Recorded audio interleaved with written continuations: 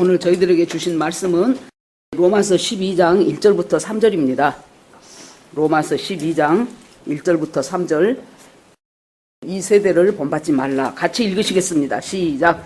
그러므로 형제들아, 내가 하나님의 모든 자비하심으로 너희를 권하노니 너희 몸을 하나님이 기뻐하시는 거룩한 산 제물로 드리라. 이는 너희가 드릴 영적 예배니라. 너희는 이 세대를 본받지 말고 오직 마음을 새롭게 함으로 변화를 받아 하나님의 선하시고 기뻐하시고 온전하신 뜻이 무엇인지 분별하도록 하라.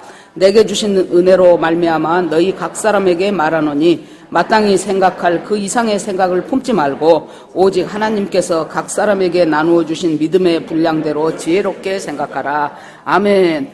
기도하겠습니다. 하나님 감사합니다.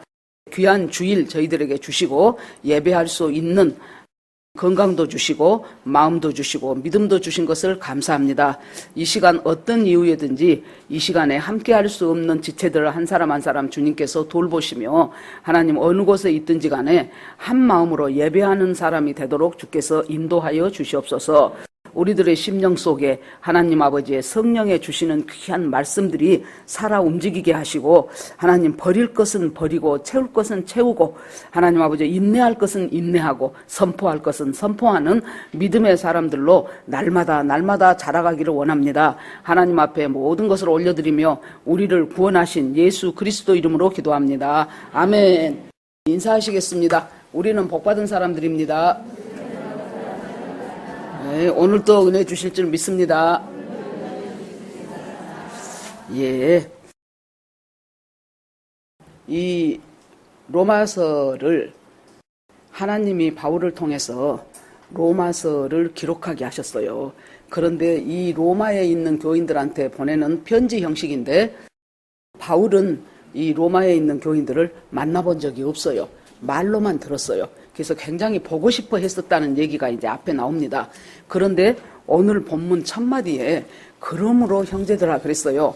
그러므로는 앞에 있는 말을 받아가지고 그러므로 하고 나오는 것이죠. 그러면 이 그러므로는 앞에 있는 어떤 말을 받았을까요? 1장부터 11장까지 있는 모든 말을 받아가지고 그러므로 형제들아 한 것입니다. 그러면 1장부터 11장까지 있는 그 말을 우리가 요약을 해보면은 크게 두 가지로 나눌 수 있습니다. 첫째는 유대인이나 이방인이나 모두가 죄인이다. 모든 인간이 모든 사람이 죄를 범하여 하나님의 영광에 이르지를 못했다 그래요. 그러니까 유대인도 물론이고 이방인도 물론이고 모두가 다 죄를 범하여서 하나님의 영광에 이를 수가 없는 그 사람을 그러면 그대로 두면 어떻게 되겠습니까? 죄 속에서 태어나서 죄 속에서 살다가 죄 속에서 죽어서 영원한 형벌인 지옥 백성이 될 수밖에 없겠죠. 그러면 인간은 방법이 없는가? 그래서 주님께서 예수 그리스도가 이 땅에 오셔서 모든 우리들의 죄를 대신해서 십자가에 죽을 수밖에 없었던 그 구원받을 길 하나를 열어놓으셨어요. 그래서 그는 다윗의 후손이시고 의로운 가지고 그렇게 해서 이 땅에 오셔서 그는 근본 하나님의 본체예요. 본체라는 것은 내용적으로 똑같다는 소리예요. 본체라는 그 원어를 보면은 내용적으로 똑같으신 분이 예수님이에요. 그런데 그는 근본적으로 하나님의 본체시나 하나님과 동등됨을 여기지 않았어요. 동등되어서 그 본체로 누릴 수 있는 그것들을 예수님은 다 거절하시고 종의 형체를 지녀서 이 땅에 오셨는데 사람으로 왔는데 곧 예수 그리스도고 사람으로 와서 어디까지 갔습니까? 죽기까지 복종하셨다는 거예요. 죽기까지. 그분의 그 예수 그리스도의 그 의로운 가지 때문에 우리가 구원을 얻게 되었다. 그것이 지금 1장부터 11장까지를 종합해서 축약한 말이에요. 그러면 그랬다면 우리는 도저히 구원받을 수 없고 죽을 수밖에 없고 지옥 갈 수 없는 사람들인데 하나님이 우리를 예수 그리스도의 십자가로 우리를 구원하고 새 사람 되게 했다면 그것을 당신들이 믿는다면 그러므로 형제들아 이 말 속에는 나 같은 사람도 구원받았다. 바울이 얼마나 예수 믿는 자를 핍박했던 사람입니까? 나 같은 사람도 구원을 받았다면 형제들아, 당신들이 구원받고 믿음으로 산다는 것은 너무나도 합당하고 너무나도 당연하다는 거예요. 이 세상에 구원이 필요 없는 사람이 없고, 예수가 필요 없는 사람, 필요 없을 만큼 부유한 사람도 없고, 예수로 갖고는 안 되겠다고 가난한 사람도 없어요. 모든 사람이 전부 다 예수 그리스도를 믿어야 될 필요가 있고 이유가 있어요. 그것이 하나님은 성경 창세기부터 마지막 계시록까지 한마디로 말하면 누가 우리의 구원자냐? 나는 어디에 소속되었는가?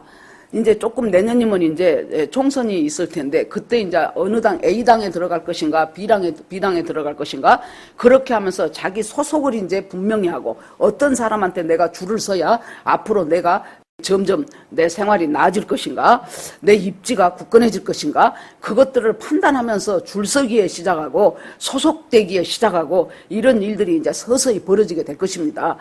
주님은 우리한테 성경은 계속해서 우리한테 네가 하나님에 속했냐 사탄에 속했냐 중간지대는 없어요. 자기가 중간이라고 생각하는 거죠. 하나님께 소속되었냐 사탄에게 소속되었냐 그것을 우리가요 신앙이라는 것이 무엇입니까? 시간마다 순간마다 날마다 내가 하나님에 소속된 자로 살아가느냐 아니면은 세상에 속해서 사탄이 원하는 대로 살아가는가를 순간마다 시간마다 일마다 때마다 우리가 그것들을 분별해 가면서 살아가는 것이 신앙생활이에요. 그래서 그때마다 나는 하나님께 속했다는 것으로 내가 결단을 하고 하나님이 아닌 것으로 온 것들은 처리하고 이렇게 살아가는 것이 신앙인데 그러므로 형제들아 내가 하나님의 모든 자비하심으로 너희를 권하노니 이 자비하심이요 원래 보면은 복수로 돼 있어요. 그러면 형제들아 내가 하나님의 모든 자비하심들로 너희를 권하노니 그래야 되겠죠. 그러면 1장부터 11장까지가 하나님의 모든 자비하심이 그 속에 다 들어있어요. 유대인한테는 어떻게 자비하셨고 이방인한테는 어떻게 자비하셨고 1장부터 11장까지가 그 하나님의 자비하심들이 가득 차 있는 것이 지금까지라면 그러면 그 자비하심 중에서 클라이막스가 뭐겠습니까? 하나님의 자비하심의 클라이막스는 바로 예수 그리스도가 십자가에 죽어서 저와 여러분의 죄를 사하시고 그리고 그때부터 여러분 신앙이라는 것이요 예수 믿고 구원받는 것은 단번에 돼요. 예수가 내 죄를 대신 사했어? 예수가 내 구주라고? 그리고 내가 마음을 열고 예수를 나의 주 나의 하나님으로 영접하는 것은 우리 인생 가운데 딱 한 방이면 돼요. 그런데 그때부터 시작해서 이 모든 주님의 말씀 속에서 성령의 인도 따라서 내가 날마다 살아가는 것은 한 방이 안 돼요. 그런데 우리 한국 교인들 중에서 한 방을 좋아해요. 살아가면서도 여러분 답답한 사람이 어떤 사람이에요? 자기한테 지금 주어진 일들을 성실하게 살지 않고 로또 한 방만 맞기를 바래요. 그러면 아이고 저 뜬구름 잡는 저 인생 저 사람 어떻게 하면 좋으냐 저것을 이래야 되겠죠. 신앙도 어느 누가 이제 놀라운 간증을 해요. 그러면 그 사람이 정말로 아주 허랑방탕하게 살았고 진짜 뭐 조폭에 들어가서 엉망진창으로 살았고 그랬는데 어느 날 어떤 집회에 가서 혹은 어떤 수련회에 가서 그냥 울다가 느닷없이 하나님이 한 방 내려갖고 자기가 확 변화되고 자기가 그때부터 불받아갖고 이제 그때부터 자기가 난리가 났다. 그러면은 뭘 바래요? 그렇게 역사하는 하나님이기도 해요. 그러나 그렇게 역사하지 않고 아이가 언제 자란지 모르듯이 조금씩 성장하는 사람도 있어요. 그런데 그 한 방을 내게 주옵소서 하고 하나님 앞에 간구를 하는 거예요. 하나님, 저 아무개 목사님은요 그렇게 해갖고 그때부터 새 사람이 돼버렸답니다.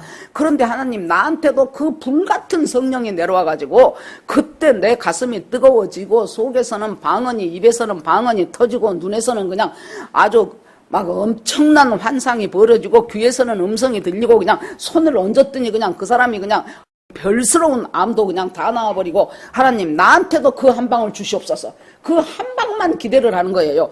그러니 믿음이 답답한 거예요. 그러니 여기서 하나님의 모든 자비하심 그 모든 자비하심을 갖고 그것들 중에서 가장 최고의 기적은 뭡니까? 여러분과 제가 믿고 있는 십자가에서 죽으신 그 예수 그리스도가 내 구주라는 것이 믿어지는 것이 기적 중의 기적이에요. 최고의 기적이에요. 생각을 해보세요. 우리나라 사람도 아니요. 저 지구 반대편에 있는 이스라엘 사람으로 오신 그 예수가 지금 2023년을 살고 있는 나한테 그 AD, BC로 나눠버린 그 예수가 십자가에서 죽었는데 그 사람이 나 때문에 죽었다네?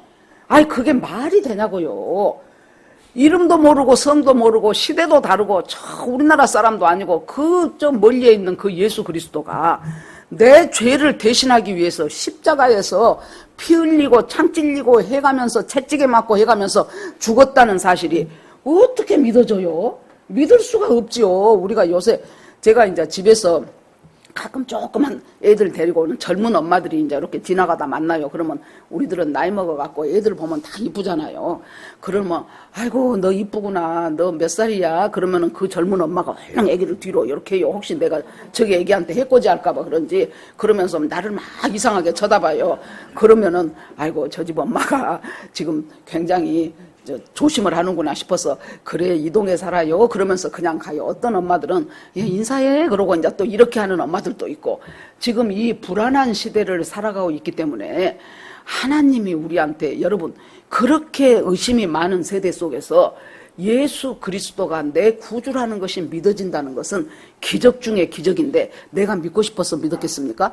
예수님이 가이사 빌립보 지방을 지나면서 제자들을 딱 놔두고 세상 사람들이 나를 뭐라고 하더냐? 그랬더니 선지자 중에 하나라고 합디다. 아이고 세례 요한이 죽었다가 다시 살아났다고 합디다. 아이고 엘리야가 왔다고 합디다. 그래서 됐어 그것은 됐고 너희들은 나를 뭐라고 생각하냐고 그래요. 그러니까 베드로가 있다가 주는 그리스도시요 살아계신 하나님의 아들입니다 그러죠.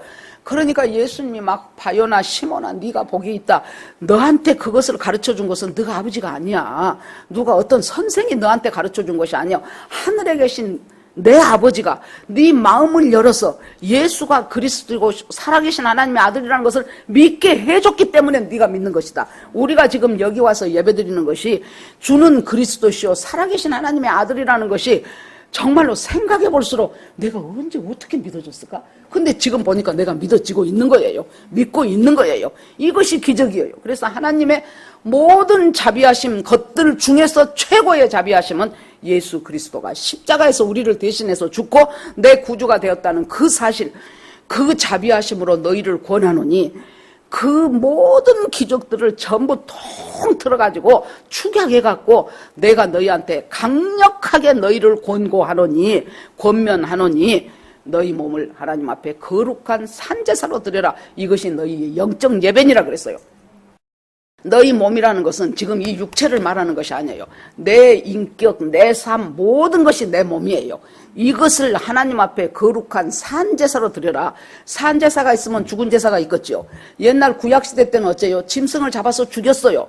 짐승을 잡아서 죽여가지고 그거 전부 다 이제 뭐 창자라든가 똥이라든가 그런 것은 다 빼고 그리고 해가지고 불 위에다가 얹어갖고 번제를 드리기도 했었고 속죄제를 드리기도 하고 그랬었죠. 옛날에는 제사를 그렇게 드렸어요.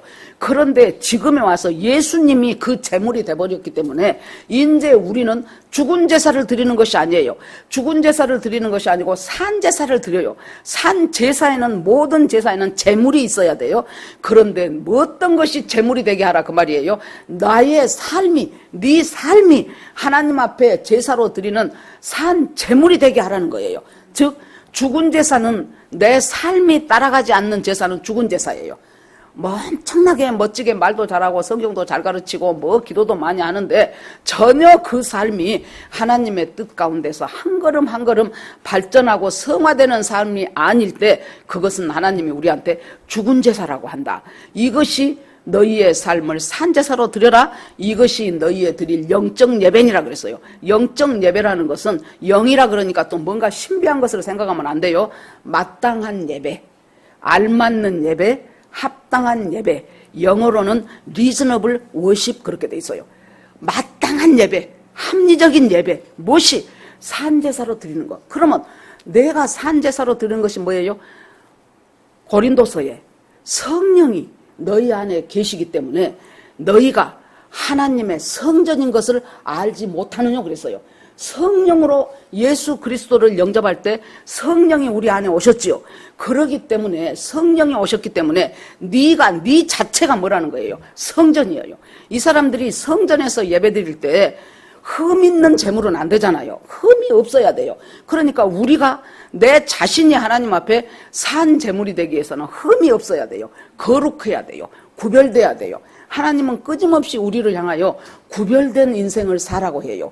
흠 없는 인생을 살라고 해요. 그렇기 때문에 우리가 흠 없는 인생을 어떻게 삽니까? 그러니까 그때마다 우리가 뭐 합니까? 하나님 앞에 자백하고 회개해요. 원죄는 예수 믿을 때 다 해결됐어요. 그러면 우리가 살아가면서 자범죄, 고범죄는 우리가 부족한 인간이기 때문에 맨날 짓는 거예요, 우리가. 그러면 그때 성령께서 내 속에 있으니까 나한테 성령께서 사인을 주고 힌트를 줘요. 그러면서 너 요새 참 문제가 많네. 너 왜 요새 그렇게 탐심이 많냐? 너 요새 왜 그 사람 시기하냐? 이렇게 하나님께서 나를 살짝 건드려줘요. 이때 우리가 주님의 자녀로 중요한 것이 무엇입니까? 변명을 하면 안 돼요. 성령이 딱 타치해 주는데도 아이고 그렇게 그것도 안 하고 산 사람이 어디가 있어요. 아이고 하나님도 내 입장 내보세요. 어떻게 그렇게 하겠어요. 그래 가면서 자꾸 변명을 하려고 하면은 그 사람은 신앙이 거기서 자라나들 못하더라고. 자기가 약간 억울한 것 같아도 주님 그렇습니까? 그러면 제가 하나님 또 이렇게 저의 부족한 것을 하나님 앞에 내놓습니다. 하나님 저를 용서하시옵소서. 제 힘으로는요 제가 이것이 잘 안 이겨집니다. 내가 저 사람한테 고운 말을 하고 싶은데 내 힘으로는 비판부터 나가고 판단부터 나갑니다. 하나님 저를 불쌍히 여겨주시고 제 입술을 하나님께서 주장해 주십시오. 그래서 제가 언제 여러분들한테도 얘기 드렸는데 사도행전을 보면서 그 사람들이 성령의 말하게 하심을 따라 말했더니 방언이 터졌다 그랬어요. 그래서 방언을 힘들어하는 그때 어떤 우리 수련회 때 온 그 선교사님 있었어요. 김현수 선교사님이라고. 그분이 이제 그 전에 수련회 강사로 오기 전에 얘기를 하면서 방언에 대한 얘기를 하더라고. 그래서 선교사님 방언 하세요 그랬더니 못합니다. 그래서 내가 그러면 선교사님 왜 못합니까 그랬더니 하나님이 안 주셔서 못합니다. 저는 모든 예수 믿는 사람한테는 내가 성령이 있으면 이 성령이 우리에게 말하게 하셔요. 그래 놓으니까 멋지게 폼나게 우리가 봐도요. 야 방언 저렇게 하면 참 멋지네. 그런 사람도 있고 10년을 20년을 랄랄랄라 따따따따 그것만 하는 사람도 있어요. 그런데 우리가 듣기에 랄랄랄라 따따따따가 별것 아닌 것 같아도요. 하나님은 너무 기뻐하신다니까요. 그래 놓으니까 성령의 말하게 하심을 따라서 했더니 방언이 된 거예요. 그러면 오늘날 우리는 어떻게 할 것인가? 내가 살아가는 내 입에서 나오는 모든 말이 하나님 성령의 말하게 하심을 따라서 내가 말하게 하옵소서. 이걸 기도해도 잘 안 돼요. 그런데 계속해서 날마다 생각날 때마다 하나님 오늘 또 아침이 시작이 됐습니다. 하나님 가정에서는 남편에게 교회에서는 교우들에게 성령의 말하게 하심을 따라서 제 입술을 주장해 주시기를 원하나이다 하고 기도를 하면서 나아가는 거예요. 하나님 앞에. 물론 실수로 또 넘어질 수도 있어요. 그러면 또 내가 미안하다고 하나님 참 죄송합니다 하고 또 성령의 말하게 하심을 따라서 이렇게 하면서 하나님께 나아가요. 그래서 너희는 하나님 앞에 거룩한 산제사를 드려야 돼요. 산제사는 뭐예요? 내 삶이에요. 죽은 제사는 내 삶이 따라오지 않아요. 내 삶이 하나님 앞에 드려지는 하나님이 받으실 만한 그 제사를 드리고 그것이 마땅한 예배니라. 그러면서 그 다음에 그러면 어떻게 할 것인가?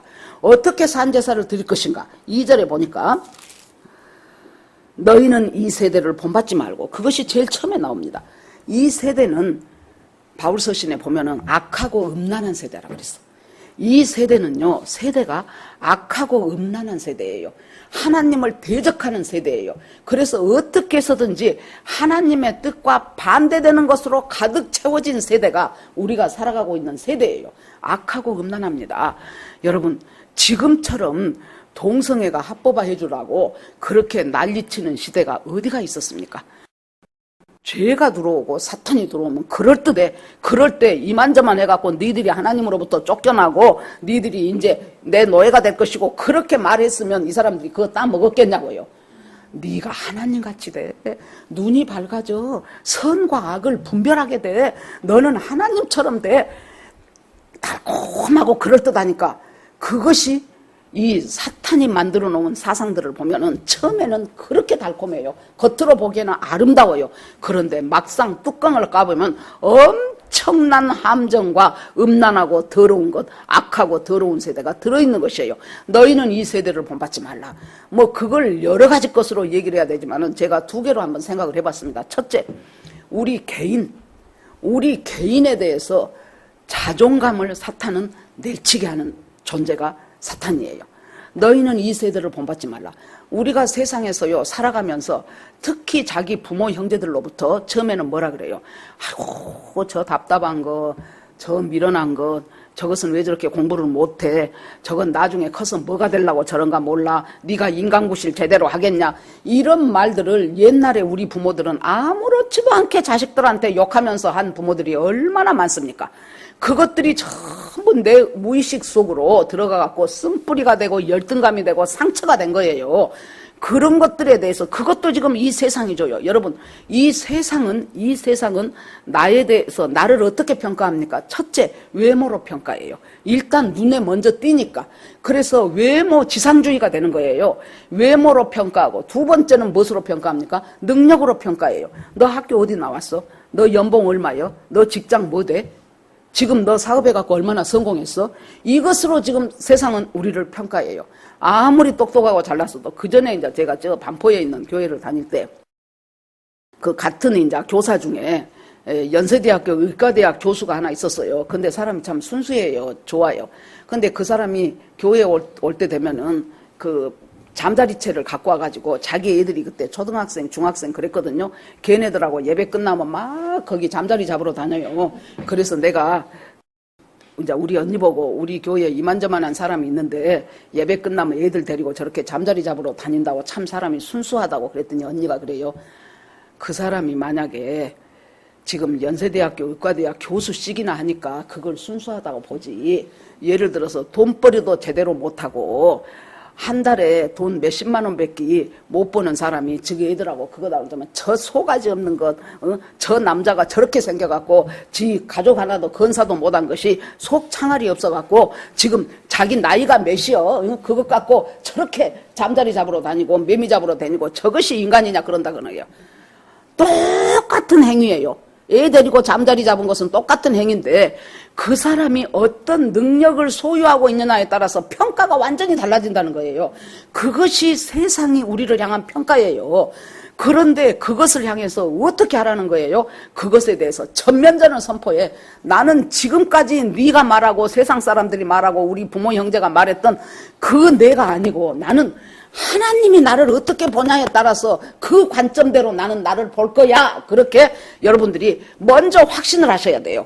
그러면 하나님은 나를 뭐라고 어떻게 봅니까? 첫째, 누구든지 그리스도 안에 있으면 새로운 피조물이라. 이전 것은 지나갔으니 보라 새 것이 되었도다.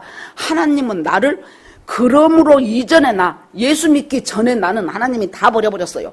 예수 믿고 주 안에서 살아가는 나는 새로운 피조물이라고 하나님이 말씀해 줬다고 말이에요. 그러니까 여러분, 과거의 내 실수나 실패나 그런 것들을 붙잡고 계속해서 쓴뿌리와 열등감으로 간다는 것은 사탄이 하는 대로 살아가는 사람이에요. 그런 것이 일어날 때마다 아니야, 나는 하나님이 나를 새롭게 만든 새로운 피조물이야. 그러면서 내가 새로운 피조물인 것을 선포하고 그러면 하나님께서 내 인생을 새롭게 인도해 가실 것이다. 두 번째, 하나님은 어떤 분이셔요? 나를 무지하게 사랑하신 분이요. 누가 그 사랑에서 우리를 끊으리요? 환난이나 핍박이나 적신이나 칼이라 위험이라 기근이라 쭉 나와요. 어떤 것에서도 하나님이 우리를 사랑하는 그 사랑에서 아무도 끊을 수가 없다는 거예요.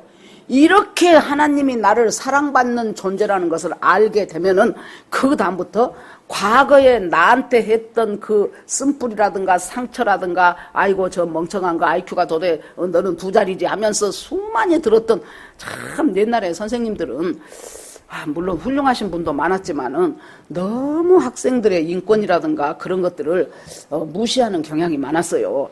제가 5학년, 6학년 때 2년 동안 우리 선생님이 같은 선생님이었는데 참 열정적이고 공부는 잘 가르치셨어요. 그랬는데 그 선생님이 딱 지금도 생각나요. 6학년 때 오면은, 그러니까 공부 잘한 애들은 그 선생님하고 살만했어요. 제일 공부 못한 애 3명을 나오라 그래요. 날마다. 내가 이름도 안 잊어버려. 송 기자, 박 기자, 이용님. 내가 이름도 안 잊어먹어. 그 3명을 나오라 그래가지고 앞으로 딱 오라. 그러면 걔네들은 어떻게 그렇게 학교를 다녔나 몰라. 나 같으면 학교 안 다녔을 것 같아요. 나오라 그래가지고 3명을 딱 놔두고 머리를 맞대라 그래요. 그러면 머리를 맞대죠. 그러면 그 가운데다 배구공 하나를 얹어. 그래갖고 지금부터 너희들은 이 배구공이 떨어뜨리면 너희들은 매를 때린다는 거예요. 그러니까 애들 앞에 보는 것도, 그 애들 앞에 우리 때는 보통 한 60명 이상 그랬잖아요, 한 반에. 그 애들한테도 창피하고 그것을 안 떨어뜨리려고 3명이 아주 용을 쓰는 거예요. 우리 반 학생 중에 이름이 지경희라는 애가 있었어요. 선생님이 유머러스 해가지고 꼭 뭐라 그러냐 그러면은 걔가 틀릴 만한 것을 물어. 너 일어나봐. 그러면은 당연히 모르지요. 너 이건 말해봐. 그러면 고개 푹 숙이고 몰라요. 그러면 너 지금 죽을 지경이지? 그래요. 걔 이름이 지경이었거든. 하여튼 그런 선생님이었어요. 그냥 나중에 이제 몇십 년 지내서 동창회 한다고 어떻게 우연히 이제 저도 한번 가게 됐어요. 그래서 내가 참 그 선생님이 우리한테 공부도 잘 가르쳐 주시고 참 훌륭했다고. 그 시험 보고 나서, 중학교 시험 보고 난 후에도 전부 한자 천자문을 해가지고요. 아주 날이면 날마다 한자 시험을 봐가지고 지금은 저도 많이 잊어먹었지만은 나중에 중학교 가갖고 선생님이 이 칠판에다 판서를 하지요. 토씨 빼놓고는 내가 다 한자로 쓰더라고. 그때는 이제 잉크 찍어갖고 쓸 텐데 토씨 빼놓고는 전부 다 제가 한자로 쓰는 거예요. 그래갖고 이제 그 선생님이 참 훌륭하셨다고 이제 그랬더니 지경이라는 애가 질색을 하더라고. 그 선생님이 무엇이 훌륭했냐고. 나는 그 선생님 생각하면 자다가도 경기가 날라 그런대요.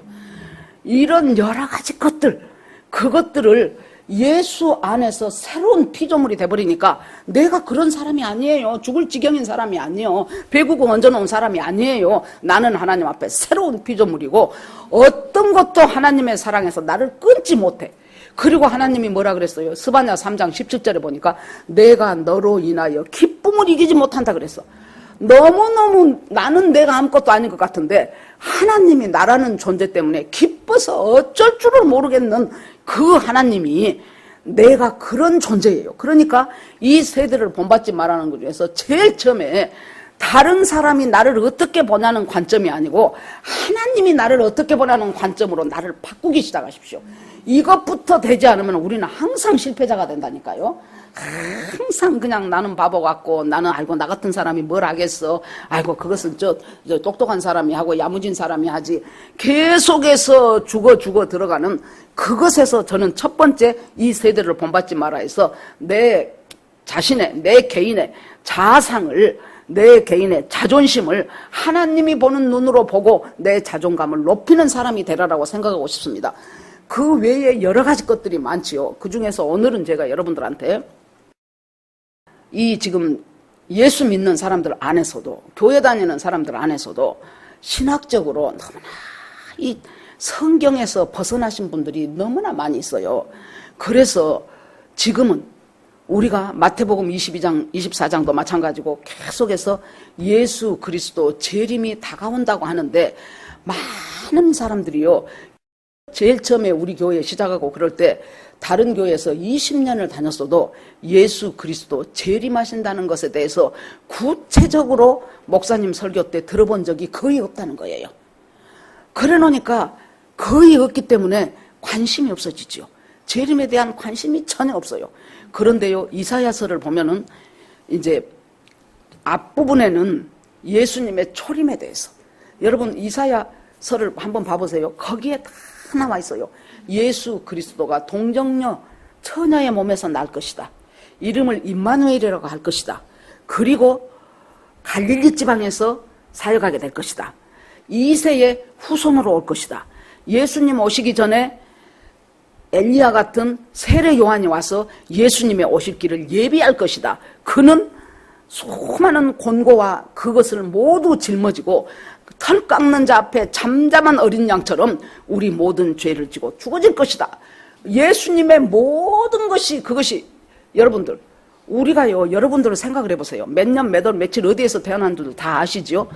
그런데 수천 년 전부터 예수 그리스도라는 분이 어디서 태어날 것이다, 어떻게 사역할 것이다, 어떻게 죽을 것이다, 어떻게 중간에 살 것이다, 이것들을 전부 다 알아맞힌다는 것은 뭘까 같냐? 제가 그 전에 그 CCC 학교 다닐 때 배웠던 거기에 캘리포니아 주 전체에다가 전부 동전을 깔아놓고 그 동전 하나에다가 표시를 해요. 표시를. 나만 아는 표시를.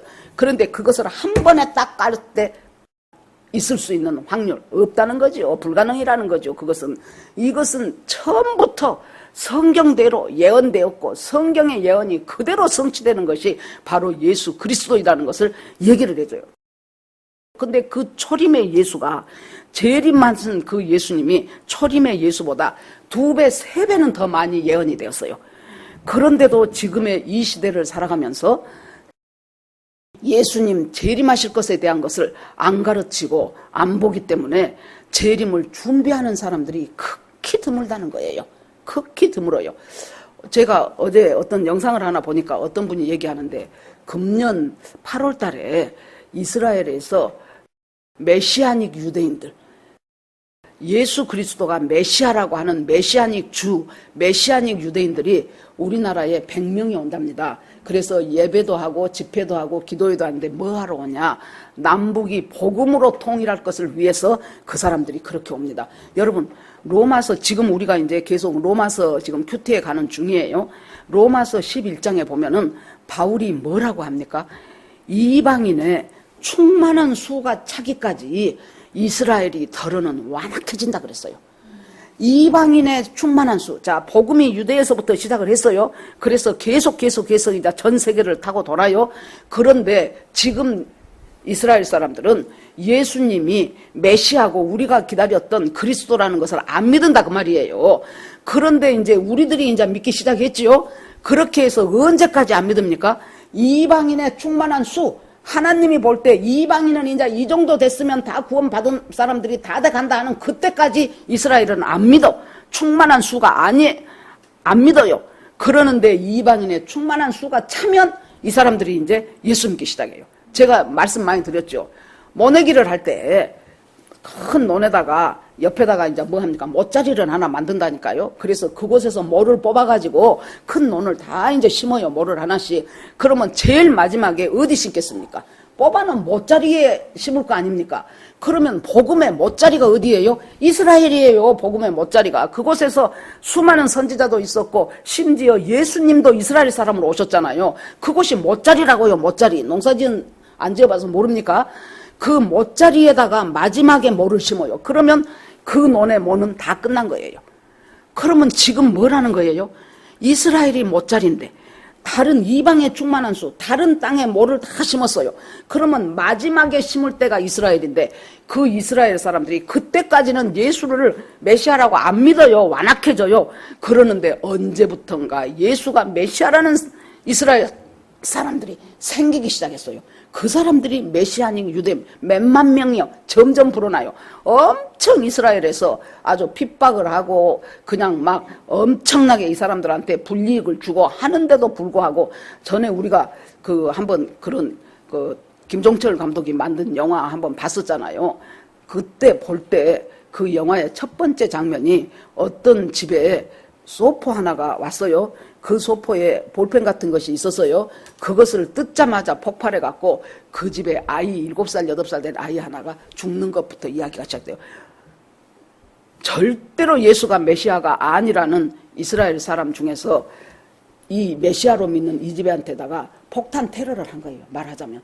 그런 위험 속에서도 지금 계속해서 이스라엘에 예수 그리스도가 우리가 기다렸던 구세주라고 믿는 이스라엘 사람들이 불어나고 있는데 그 사람들이 금년 8월에 100명이나 와가지고 남북 통일이 복음 통일로 이루어져야 될 것에 대한 기도를 한다는 거예요.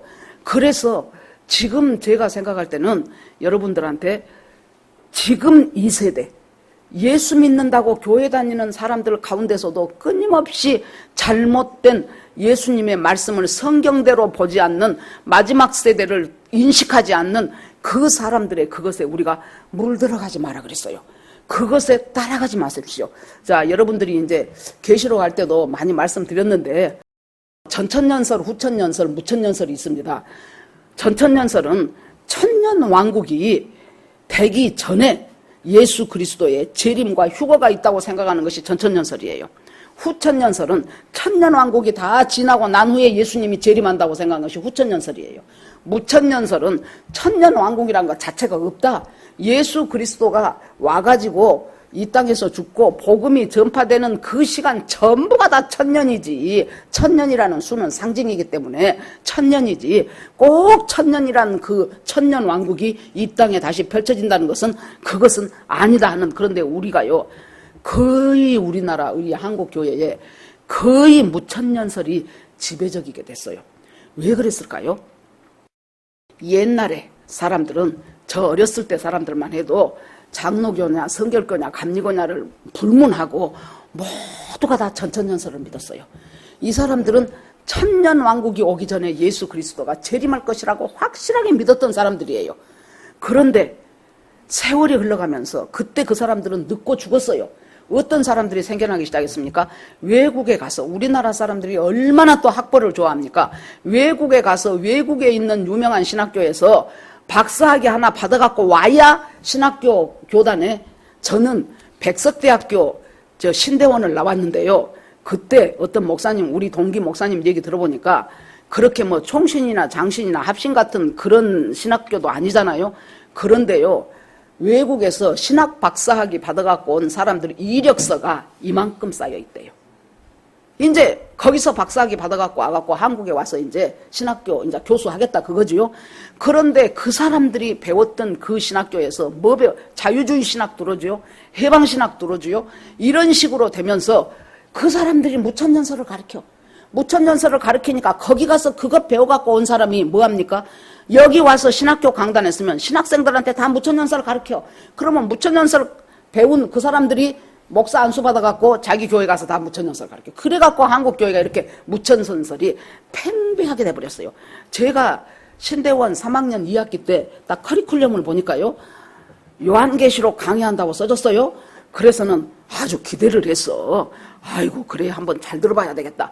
그렇게 이제 첫 시간에 딱 오니까 그 교수가, 그 독일에서 박사받은 사람이요. 그 교수가 맨날 뭐 어떤 교수는 뭔 말하고 뭐 어떤 학자가 뭔 말하고 그것만 1시간 동안 요만큼 하고 가더라고. 그래서 첫 시간이라 좀 서러운 격으로 저랬는가 보다. 한 학기 내내 그 소리만 해요. 어떤 학자는 뭐라고 했고 어떤 학자는 뭐라고 말했고. 아니, 그러면 당신의 의견은 무엇이냐고. 당신의 의견은. 그래서 도대체 이 계시록이 우리한테 어떻게 우리한테 풀어져 가며 이 현대를 살고 있는 우리한테 계시록을 통해서 하나님이 주시고 싶은 말씀이 뭐냐고, 그것을 얘기를 해야 될 거 아닙니까? 그러니까 이런 신학적인 가운데서도 이 세대를 본받지 말라. 그러면서 주님이 분명하게 해주신 말씀이 무엇입니까?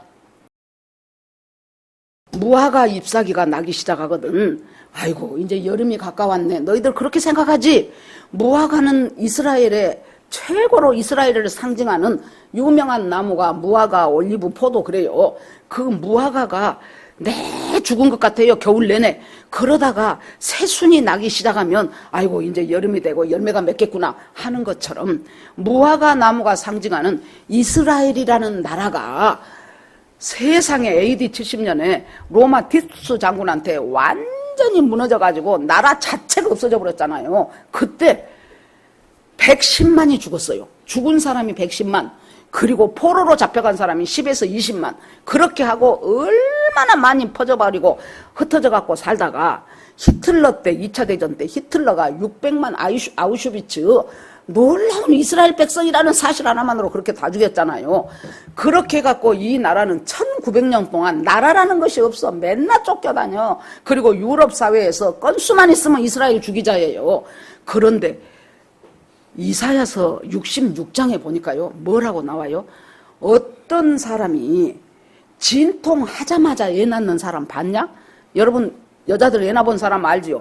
진통 딱 시작하면서 배 아프기 시작하면서 응애한 사람은 없어요.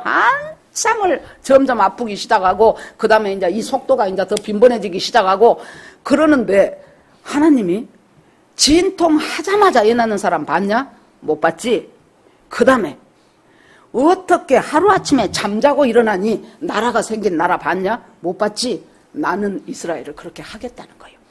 그래가지고 1948년, 45년에 이제 2차 대전 끝났죠. 48년 5월 14일에 영국이 주도가 돼가지고 어째 저 사람들이 저렇게 히틀러한테 아우슈비츠에 그 600만의 학살을 당하는 일이 생겼냐? 자기 땅덩어리가 없었기 때문이다. 자기 나라가 없었기 때문이다. 나라를 독립을 해주자. 그 나라 그대로 하나님이 그대로 두신 거예요. 팔레스타인 사람들 조금 가서 농사 짓고 한 몇만 명도 안 돼요. 그 정도지. 그래가지고는 5월 14일 날 드디어 이스라엘이 독립을 해버렸어요. 그래서 나라가 생겨버렸어. 그래갖고 그 나라로 가요, 사람들이. 그러니까 주변에 있는 나라들이 이스라엘이 독립해갖고 나라꼴로 살아가는 우리 그 꼴 못 봐. 그러고는 오늘 독립했는데 내일 요르단이 전쟁을 시작했어요. 그런데 그 모든 전쟁, 1차 중동전쟁, 2차 중동전쟁, 3차 많아요. 그 모든 전쟁을 이스라엘이 다 이깁니다. 이스라엘의 영토가 우리나라 경상남북도 합한 것만 해. 인구라고 해봐야 몇백만 되지도 않아. 그 나라가 하나님께서 어떻게 해요? 예수 그리스도가 재림하려면은 이스라엘이라는 나라가 생겨야 돼요.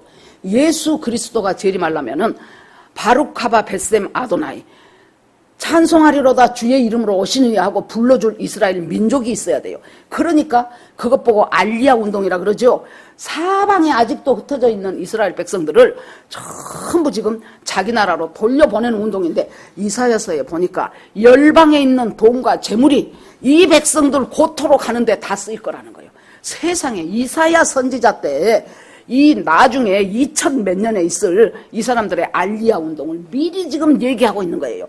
자, 이사갈 지파는 여러분 시세를 아는 사람이다 그랬어. 이사갈 지파는 이제 12지파 중에서 시세를 안다 그랬어요. 시세를 안다는 것은 뭐예요? 이 세상에 돌아가는 것들을 보면서 기준은 뭐예요? 성경이요. 신문은 구문이고 성경이 신문이에요. 성경은 수천 년 전부터 전체적인 큰 그림을 가지고 해가고 있어요. 이 세대를 본받지 말라. 같은 교회를 다니면서도 전혀 예수님 재림이 가까운 징조들을 전혀 모르고 여러분 1948년에 독립을 딱 해놓고 하나님이 그 밑에 뭐라고 그래요? 이 세대가 가기 전에 이 일이 이루어질 것이라는 거예요. 이 세대를 100년으로 잡은다면 2048년이 되겠죠. 70년으로 잡으면 좀 당겨질 것이고 이 세대가 가기 전에 하나님께서 이 일들을 이루어 가셔요. 그리고 또 하나는 아주 확실한 팩트, 예수님이 뭐라 그랬어요? 전 세계에 전 민족에게 이 복음이 전파되고 그리고 내가 온다 그랬어요. 그러니까 사람들이 아이고 모든 사람한테 전파되기는 아직 멀었지 예수님 올라면 한참 멀었겠네. 여러분 그것은 모든 사람이 예수 믿는단 말이 아니에요. 어떻게 모든 사람이 예수를 믿습니까? 그 말은 뭐예요? 그곳에 선교사가 들어가고 성경이 번역되면 그곳에 복음이 들어갔다고 보는 거예요. 그런데 GBT 성경 번역하는 그 선교회 있죠. 그쪽의 보고에 의하면 벌써 5년 전 보고인데 몇 나라 안 남았답니다. 몇 나라 안 남았어요. 우리 교회에서 파송했던 서영용 선교사님도 방글라데시 성경 번역하러 갔었죠. 그래갖고 거기에서 이 성경 번역을 하나 하려면 빨라야 15년 보통 20년 걸려요. 자, 그 사람들이 그 부족들이 대체적으로 뭐합니까? 그래 우리나라는요 공부하고 글 보는 것에 익숙해져서 애들이 벌써 돌 지내고 2살, 3살만 돼도 그림책 보잖아요. 그러는데 그쪽은 책이라는 것이 없어. 그런 나라들은. 그래 놓으니까 이 사람들이 가가지고 그 나라 말을 배워. 이 선교사들이 가서 배워갖고 의문 체계를 잘 연구를 해가지고 그 사람들한테 맞는 글을 만들어줘요. 그 사람들한테 맞는 글을 만들어갖고 그 글로 성경을 번역을 해요. 마가복음 하나 번역을 하고 번역을 하면은 그 번역된 것을 갖고 이 사람들을 불러갖고 뭐 하는 거예요? 이제 가르쳐 또 글을 가르쳐. 그렇게 하는데 보통 20년이 걸린다고 20년. 이 일이 여러분 이제 얼마 안 남았다는 거예요. 얼마 안 남았어요. 이 두 가지의 정확한 역사적인 팩트만 갖고도 예수 그리스도의 재림은 우리가 생각한 것보다 계속해서 지금 빨리 오고 있다는 것을 여러분들이 알아야 돼요. 나는 이 세대를 본받지 말라는 것에서 아까 첫 번째 말씀드린 것은 뭐예요? 내 개인에 대한 열등감, 수치심, 쓴뿌리, 상처 이런 것들 나도 모르게 나한테 부어주고 만들어졌던 것들 여러분 우리가 예수 믿잖아요. 왜 그 사람들의 말과 그 세상의 말을 하나님이 나를 봐주는 그 관점보다 더 중히 여기냐고. 그것들은 전부 다 던져버려. 그것들 다 가짜예요. 나는 어떤 사람이에요? 하나님이 너로 인하여 기쁨을 이기지 못하는 사람이에요. 너는 새로운 피조물이에요. 네 모든 죄는 내가 다 용서했어. 동에서 서가 먼 것처럼 내가 다 용서해버렸다 그랬어. 기억도 안 한다 그랬어요. 주님, 내가 그때 참말로 왜 그랬을까요? 정말로 주님, 내가 그때 죄 지었어요. 그럼 주님이 뭐라 그래요? 너 뭔 소리 하냐? 나는 기억도 안 난다 그런다니까요. 주님도 기억지 못하는 그 내 어렸을 때의 죄를, 그 죄를 왜 심심한 사탄은 계속 나한테 들쳐. 제가 제일 처음 발령받아 갔던 학교가 있어요. 그 학교에 남자 수학 선생님이 있었는데, 이제 내가 열심히 교회 다니는 것은 자기도 알아요. 한 번 이제 교무실에 보니까 저는 이제 과목이 국어였기 때문에 거의 국어는 쉬는 시간이 별로 없었어요. 여러분, 국어 시간 하루도 안 빼고 국어 했을걸요? 쉬는 시간이 별로 없어. 그러니까 학교 딱 가갖고 앞에 칠판을 보면은 이제 1학년 1반 2반 쭉 써졌죠. 그러면은 내 국어 시간이 어디 들었는가 보자. 그러면 1교시부터 시작해갖고 6교시, 7교시까지 국국국국국국국국. 거기다가 박정희 대통령이 국적 있는 교육 해야 된다고 어떻게 국어를 강조를 해가지고 국영수가 중요 과목이지요. 그런데 영어나 수학은 2 내지 5요. 그 말은 뭔 말이에요? 한 주간에 2번 해도 2시간을 가르쳐도 되고 5시간을 가르쳐도 돼. 융통성이 있어요. 국어는 딱 정해졌어. 5. 이렇게 월화수목금 다 가르쳐야 돼. 거기다가 뭐까지 가르쳐요? 한자까지 붙으니까 토요일까지. 그러니까 빠진 것이 없어. 국국국국국국. 그런데 어쩌다가 무엇이 어째서 1시간이 빠졌던가 봐요. 그런데 그 수학 선생님하고 나하고 묘하게 둘이 있게 됐어. 그랬더니 그 선생님이 오 선생 그래서 예 그랬더니 내가 뭐단다 물어보려고 그래서 굉장히 그냥 성격도 막 털털하고 그냥 막 농담도 잘하고 그런 사람이에요.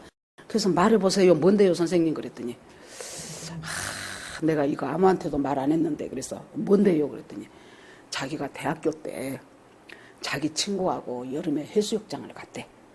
그랬는데 그 친구가 아마 쥐가 내렸는지 어쨌는지 그 친구가 물에 빠져가면서 자기를 잡은 거예요. 그래 놓으니까 지금 물속에서예요. 바닷속에서 자기가 있는 힘을 다해서 그 친구를 잡아버렸다는 거예요. 그러고 그 친구는 죽었어. 그것이 21, 2살 때 대학생 때 그랬던 것이 그때는 한 40살 정도 그분이 됐을 거예요. 계속해서 잊어버리기만 하면 그 죄책감이 자기를 물고 늘어지는 거예요. 그 사람은 예수 안 믿는 사람이었는데 그래서 내가 선생님 이제 죄라는 것이 무엇인가? 그러니까 여러분 나 하나 예수 잘 믿을 생각만 하지 마시고 공부도 열심히 하고 성경 암송도 열심히 하고 성경 공부도 알고 묵상도 깊이 해야 누군가 사람을 건져낼 수 있는 거예요. 그래서 내가 선생님 죄라는 것이 무엇이며 예수님은 이 땅에 왜 오셨으며 당신의 죄는 어떻게 죄사함 받았으며 그걸 설명을 했어요. 그랬더니 자기가 나중에 그때 오 선생 그 말을 듣고 자기가 20년이 넘도록 자기를 올가매고 있었던 그 죄책감에서 자기가 비로소 벗어났다는 거예요. 여러분 주님은 우리한테 내가 너를 얼마나 사랑하는 자녀인 줄 아냐? 그것은 네가 나 만나기 이전에 있었던 죄책감, 상처, 쓴뿌리 그것 전부 다 내가 다 용서했다는 거예요. 그러려고 내가 십자가에서 죽었다는 거예요. 피 흘리고. 그거 다 용서했다는데 너는 왜 아이고 주님 내가 그때 그래갖고 그래요. 내가 그때 그 선택을 잘못해서 그래요. 그렇게 하고 있냐는 거예요. 그리고 우리가 주 안에 들어왔으면서도 지금 이렇게 이 많은 이로운 세상에서 재림에 대한 생각을 전혀 하지 않고 살아간다면 당연히 준비를 안 하겠죠. 준비한다고 해서 우리가 별스런 준비를 합니까? 하나님께서 우리한테 네 영을 깨끗하게 하고 거룩하게 하고 진실하게 하고 이 세대를 본받지 말고 그리고 하나님께서 너희에게 주시는 선하심과 온전하심과 기뻐하심이 무엇인가를 분별해라. 그때마다 하나님 앞에 물으라는 거예요. 하나님 이것은 어땠으면 좋겠습니까? 그래서 하나님의 선하심, 선하다는 것은 관계성이라 그랬죠. 관계성.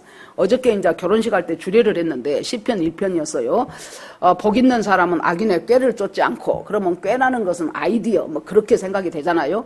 그런데 이 꾀가 히브리어 원래의 뜻이 뭐냐 그러면은 하나님께 묻지 않는 모든 행위가 꾀요.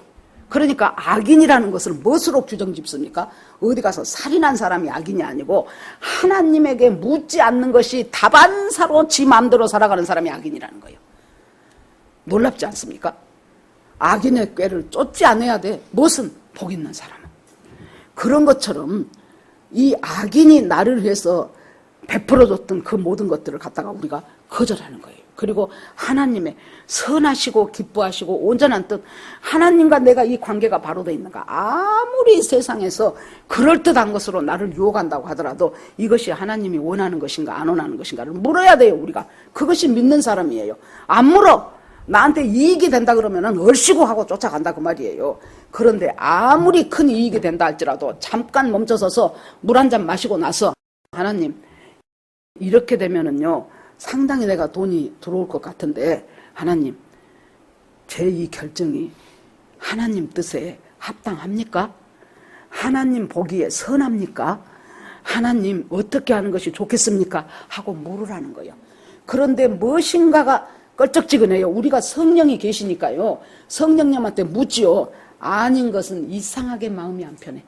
이상하게 마음이 안 편하고 불편하고 껄쩍지근하고 기도하려고 하면 기도도 안 되고 그러면은 미련 갖지 말고 이것은 하나님이 원치 않는 것이라고 갈펴쳐야 돼요. 이 삶을 사는 것이 하나님이 선하시고 기뻐하시고 온전한 것이 무엇인가를 우리가 주님 앞에 묻고 하면서 그것을 분별해가는 삶을 사는 것이 하나님이 우리한테 이 세대를 본받지 않는 것이라는 거예요. 그렇게 하기 위해서 우리는 마음의 변화를 받아 그랬어요. 마음의 변화를 받아서 새로운 삶을 살아야 되는데 이 변화를 받아라는 말이 여러분 현재 수동태 명령형이에요. 현재라는 것은 시제가 뭐예요? 한 번 하고 땡친 것이 아니고 지속적으로 변화를 받아야 돼요. 우리가 어저께까지 잘 믿었다가 오늘부터 무엇이 살살살살 그렇게 되더니 점점 멀어져 가요. 지속적으로 하나님 앞에 변화를 받아야 돼요. 그 변화받게 되는 동기가 대체적으로 성경 말씀과 기도 가운데서 나를 깨닫게 해요. 그러면 말씀 가운데서 보면서 내가 이것은 생각을 잘못했구나. 아이고 기도 중에 생각지 않는 하나님이 뭘 깨닫게 하셔. 그러면 내가 그걸 해야 되겠네. 혹은 하지 말아야 되겠네. 그렇게 하면서 지속적으로 거기다가 뭐예요? 현재 수동태 진행. 수동태는 뭡니까? 내가 내 마음을 변하려고 해서 변해진 것이 아니에요. 누가 변하게 합니까? 성령이 변하게 해요. 그러면 나는 가만히 있어요. 성령이 변하게 한 것을 나는 따라가라고 말이에요. 거부하지 말고. 그리고 명령형이요. 이것은 주님께서 꼭 우리에게 그렇게 하라는 거예요. 너희가 마음의 변화를 받아 새롭게 돼요. 그 마음의 변화를 받고 새롭게 된 것이 하나님의 선하고 기뻐하시고 온전한 뜻을 분별할 수 있도록 해준다는 거예요. 그리고 나서 이제 3절에 들어가면은 공동체 안에서 우리가 어떻게 해야 될 것인가. 하나님이 나에게 주신 믿음의 분량대로 그 분량 넘어서지 말고 하나님이 나에게 주신 믿음의 분량대로 그때 감사하면서 살아는 거예요. 나에게 줄로 재어준 구역이 아름답다 그랬죠. 하나님이 나에게 줄로 재어준 그 구역 믿음의 분량이 다 달라요. 예수 믿고 구원받은 것은 같은데 그 분량대로 내가 지금 7살짜리 아이의 신앙을 갖고 있다. 그러면 그것에 맞춰서 하나님이 역사해요. 그러면 그대로 순종하다 보면은 7살이 계속 7살에 있습니까? 10살 되고 20살 되지요. 그렇게 되면서 주께서 나에게 허락하시는 분량대로 은혜 가운데 인도하심 가운데 공동체 안에서 서로가 사랑을 다른 사람을 배려하면서 그리고 그 사람의 입장을 생각하면서 그러면서 날마다 믿음의 선한 싸움을 쌓아가라. 무엇했다면 너희가 구원을 받았다면. 그러므로 형제들아 너희가 구원을 받았다면 그러면 너희들은 어떻게 살아야 될 것인가. 이 세대를 본받지 말아라. 마음을 새롭게 하면서 변화를 받아라. 그리고 하나님의 선하시고 기뻐하신 뜻이 무엇인가를 분별하면서 날마다 시간마다 일마다 때마다 그렇게 살아갈 때 너희들은 구원받은 자로서의 사는 삶을 살아갈 수 있을 것이다라고 이 로마서를 통해서 말씀해 줍니다. 여러분 어떻게 지금까지 살아오셨는지 제가 다 알지는 못하오나 여러분 예배 한번 드리고 그리고 나머지는 전부 내 뜻대로 살아오셨다면 그리고 언제 하나님 찾습니까? 큰일 닥쳤을 때 큰일 닥치고 내 힘으로 해결할 수 없는 일 닥쳤을 때 그때 하나님 좀 도와주세요 하고 그거 해결되고 나면은 또 내 맘대로 살아가요. 그런 사람을 향할 때 얼마나 하나님께서 마음이 아프시겠습니까?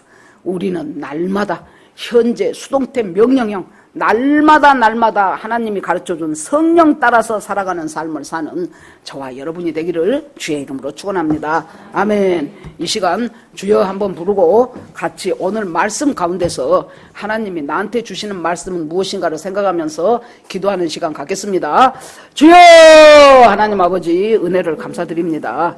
참 하나님이 이 모양 저 모양으로 저희들을 인도에 가지만은 이스라엘 백성들 40년의 광야 생활을 했어도 가나안 땅 들어가서 다시 우상 숭배해버리는 그것들을 보면서 모든 인간은 하나님과 더불어 살기보다는 하나님의 거역해서 살기를 좋아한다는 것을 저희들이 알 수가 있습니다.